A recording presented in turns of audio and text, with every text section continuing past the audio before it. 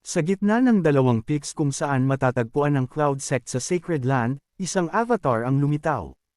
Ang avatar na yun ay kahangahangang siyam na zang ang taas. Sa gitna ng katawan ng avatar, may isang figurang nakalutang. Ang taong ito ay ang Cloud Sect Master na si Yun Wuji. Nahihiya si Yun Wuji sa harap ng Patriarch. Alam ni Yun Wuji na gumawa siya ng isang napakalaking krimen. Makakapagpaumanhin lamang sa pamamagitan ng kamatayan. Hihihi. Ang sound wave na iyon ay dumaan mula sa malayo. Walang lethality, malakas lang ang boses. Ang huling tunog ng hehe ay nagpakita ng bakas ng kawalan ng kagustuhan at kawalan ng tulong.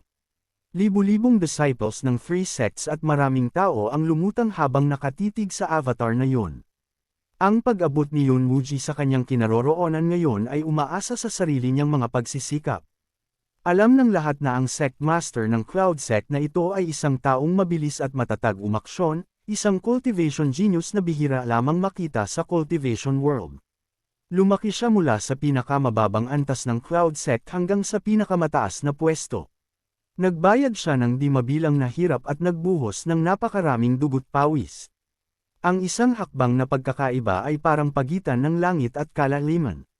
Sina Sky Sect Master Nangang Wei at Luo Sect Master Feng Yizi ay walang ekspresyong nakatitig sa avatar na iyon, nang walang kahit kaunting paggalaw sa kanilang mga puso. Walang sumagot sa kanyang mga salita. Matapos ang maikling katahimikan, malungkot na tumawa si Yun Wuji.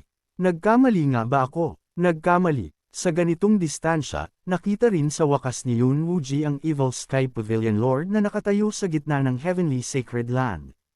Ang maalamat na figurang iyon ang kauna-unahan sa Great Yan Cultivation World na nakatapak sa Nine Leaf. Kahit na nakita na niya ang buhay at kamatayan, at kahit na handa na siyang magpaumanhin sa pamamagitan ng kamatayan nang makita si Lu Zhou, bumilis pa rin ang tibok ng kanyang puso. Senior G, ako ba? Nagkamali ba ako? Yun Wuji, nawalan ka na ng katinoan. Hindi ako nawalan ng katinoan. Gusto ko lang malaman kung aling bahagi ng ginawa ko ang hindi para sa Cloud Sect. Nangang Wei, Feng Yizi, ako, si Yun Wuji, ay hindi kailanman nag-abala na makisama sa inyo. Lumalampas ka pa sa pagkakamali, talagang maling-mali ka lang. Para sa basura na tulad mo, hindi ka man lang karapat-dapat na aksyonan ng aking teacher. Nagmamalinis ka pa at pinapuri ang sarili mo. Kung gusto mong mamatay, mamatay ka na ng mabilis. Marami nang nakitang ganitong righteous path trash si Ming Xiyin na nag-aangking para sa sariling sect sa bawat salita, ngunit palaging gumagawa ng mga nakahihiyang bagay sa likod at gusto pa ring purihin ang sarili at magtayo ng memorial arch. Bakit tulala pa kayo? Naghihintay ba ang mga disciples ng three sects na panoorin kang magpakamatay? Mamatay ka na ng mabilis. Hindi ba't para ka sa ikabubuti ng Cloud Sect? Kung hindi ka mamamatay, ang buong Cloud Sect ay kailangang may baon kasama mo. Ang pagkawala ng katinoan ni Yun Wuji ng ganito ay huling pakikipaglaban lamang habang hawak ang determinasyong mamatay. Sa katunayan, mula noong sandaling dumating ang balita tungkol sa pagkabigo ng 10 Great Elders na nakipagtulungan sa 7 Great Sects, nakatadhana na ang kanyang katapusan. Libu-libong disciples ng 10 Sacred Lands pati na rin ang mga core experts ay pinalibutan ang Cloud Sect. Ang mga tao ng Sky Sect at Luo Sect ay hindi mga tanga. Matapos makagalit ng isang Nine Leaf, paano nila hahayaan ang salarin na maging madali para idamay ang buong Cloud Sect sa kanyang pagkalibing? Wala siyang choice kundi mamatay ng mas malayo pa. Walang sinuman sa mga disciples ng three sects na naruroon ang naglakas loob na sumingit. Walang kahit isang taong nagsalita para kay Yun Wuji. Mabuti, mabuti, mabuti. Bigla niyang naramdaman na ang lahat ng ginawa niya ay mali. Bakit? Bakit ang mga pakinabang ay pwedeng paghatian ng sama-sama, ngunit ang pag-ako ng sisi ay siya lang mag-isa? Mas naiisip niya, mas nagagalit siya. Ang magpakamatay para sa grupong ito ng mga tao ay hindi sulit. Hoy, hoy, hoy, tumakas. Kanina lang ay buong katwirang tinatanong ang lahat, medyo may estilo ng isang Cloud Sect hero, tapos sa ikalawang ito ay tumalikod at tumakbo. Master, ako na ang. Biglang naputol ang boses ni Ming Xiyin. Nakita niyang iginuhit na ni Lu Zhou ang arrow energy. Lumabas ang arrow energy mula sa stream. Walang nakapansin sa puntong ito, nakatuon ang kanilang atensyon kay Yun Wuji. Natawag din ang pansin ni Zuo Yushu ng malutong na tunog na ito. Nang makita niya ito, ang arrow energy ay lumabas na mula sa stream. Ang arrow na ito ay napakalutong, malinis, at agile. Nanlaki ang mga mata ng lahat habang pinapanood ang arrow energy na nagliliwanag sa blue light na sumusugod sa mga layer ng bearers. Ang bilis ay lumampas sa kanilang kaalaman. Paano ito naging posible? 9-leaf Divine Archer. Ding! Napatay ang target. Nakakuha ng 1,500 merit points. Naging tahimik ang Heavenly Sacred Land hanggang sa bumagsak si Yun Wuji. Tila hindi pa nakakareact ang lahat, puno ng gulat ang mga mata kasama na si Zuo Yushu. Sa ganitong kalayong distansya, ang casual na pagbaon sa isang 7-leaf expert, bukod sa 9-leaf, sino pa ang makagagawa nito? Nakahinga ng maluwag ang grupo ng Evil Sky Pavilion sa kanilang mga puso.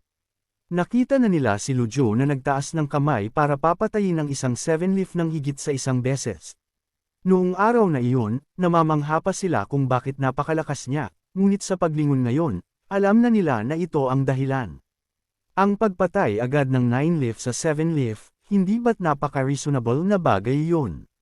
Naramdaman ni Lujo na kalahati na lang ng extraordinary power ng heavenly writing ang natira para sa kapakanan ng stability. Gumamit si Lujo ng medyo maraming extraordinary power. Kung sa malapit na distansya at nakikipagtulungan sa Nameless Sword, 1/3 lang ng extraordinary power ang kakailanganin para sa instant kill. Pero paano hahayaan ni Lujo na makatakas si Yun Wuji sa ilalim ng kanyang mga mata? Mas mabuti pa na nagpakamatay na lang siya kahit paano, baka nakaiwan pa ng magandang reputasyon. Tumakbo ka lang ng ganun kadali, mas walang hiya pa kaysa sa 4th senior brother ko. Gusto niyang mamatay, itinupad ng matandang ito ang kanyang kahilingan. Napakagaling ni Master. Sino pa sa 3 sects ang may mga duda? Ang pangungusap na ito ay binigkas ng napakatatag at kalmado. Hindi malakas ang boses ngunit napakapangyarihan. Hindi naglalakas loob ang junior na magkaroon ng duda. Strikto siyang karapat-dapat mamatay noong una pa man. Karapat-dapat talaga siyang mamatay noong una pa man. Kapag namatay ang mga tuso na kuneho, ang mga tumatakbong aso ay niluluto, kapag wala na ang mga lumilipad na ibon, ang magandang baw ay itinatago. Walang naawa kay Yun Wuji, at si Yun Wuji ay hindi karapat-dapat kawan. Noong sandaling iyon, sa likod ng lahat, ang pintong bato ng Heavenly Sacred Land Secluded Retreat ay dahan-daang bumukas. Si Yun Tianluo ay itinutulak palabas ng isang tao. Patriarch. Pagbati, Patriarch. Yumukod ang mga disciples ng 3 sects ng sunod-sunod. Alam kong siguradong darating ka. Dumating na ang limitasyon ng iyong lifespan ngunit nakakapit ka pa rin. Nang lumabas ang mga salitang ito, sina Nangang Wei at Feng Yizi pati na rin ang mga disciples ng 3 sects ay nagkagulo. Nakita ito ni Brother G, ehem. Matapos ang isang malakas na pag-ubo, nagpatuloy si Yun Tianluo. May mga pinagsisisihan sa puso kaya ayaw pang umalis. Mataligas ang ulo. Kung matigas ang ulo mo, di maging matigas ang ulo. Maaari ka pa sanang mabuhay ng 10 taon, sino ang hamampas sa iyo ng palm? Ang isang bato ay lumikha ng libu-libong alon. Nagulat sina Nangang Wei at Feng Yizi. Patriarch, sinong bastard ang napakalakas ng loob na patagang umatake sa iyo? Bakit hindi mo sinabi sa mga disciples? Napakalaking lakas ng loob na magtangkang manakit sa Patriarch, tiyak na tadterin ko ang kanyang bangkay sa 10,000 piraso. Si Yun Wuji, hindi ba't nakuha na niya ang nararapat na katapusan? Si Yun Wuji yun, ang bagay na naglilinlang sa mga masters at sumisira sa mga ninuno. Pamatong ng napakalalim. May pumunta rito. Nandito po ang subordinate. Hanapin ang bangkay ni Yun Wuji, iharap ang bangkay sa loob ng 3 araw, at tadterin ang bangkay sa 10,000 piraso. Umalis ang mga walang kinalamang tao. Alam mo ba kung bakit dumating ang sit na ito? Tila nagiging emosyonal ang matandang ito. Akala ng matandang ito, sumabog ang mabuting puso ni Brother G para bumawi sa mga pinagsisisihan. Hindi ganap. Kaya anong mga pinagsisisihan mo? Maranasang sinaliksik ng matandang ito ang 9-leaf sa loob ng maraming taon, laging gustong lumampas sa pintong iyon.